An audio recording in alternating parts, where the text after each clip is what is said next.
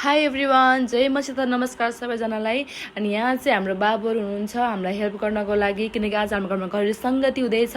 अनि यहाँ चाहिँ रोहित बाबुले 3टा चिकन डायमन्ड पकाउँदै हुनुहुन्थ्यो, जुन चाहिँ मासुमा आएको थियो। हामीले एक्स्ट्रा लिएर आएको होइन, त्यही मासुमा पाएको भएर हामीले बनाएको हो। र अनि हामी यहाँ चाहिँ पुरा भाग भाग लाएर चिकन डायमन्ड खाँदै हम एक्सप्रेसन दिँदै कस्तो भएको छ भनेर। अनि मायाको चाहिँ फर्स्ट टाइम थियो चिकन डायमन्ड खाएको। उसलाई मिठो त लाग्यो, तर उसलाई हल्का किलकिल लाग्यो भएर चाहिँ घाँटीमा अड्केर लास्टै गाह्रो भएको थियो, जुन भिडियोमा क्याप्चर चाहिँ गरेको छैन। उसको चाहिँ छाला चाहिँ घाँटीमा अड्केर उसलाई बेसरी उक्का उक्का भएको थियो।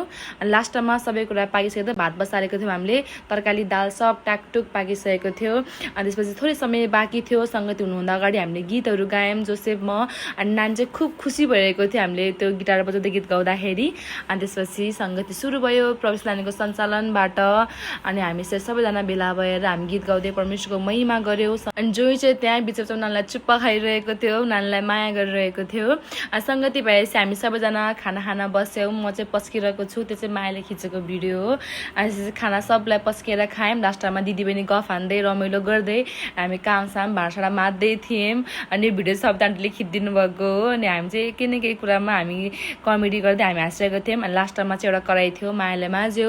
अनि त्यसपछि मैले चाहिँ अनि जुलियालाई चाहिँ अनि ओट्स पकाउन बाँकी थियो, अनि ओट्स पकाएर अनि जुलियालाई खुवाइदियो। यति नै हो गाइज आज घरेलु सङ्गतिको मेरो मिनी ब्लग।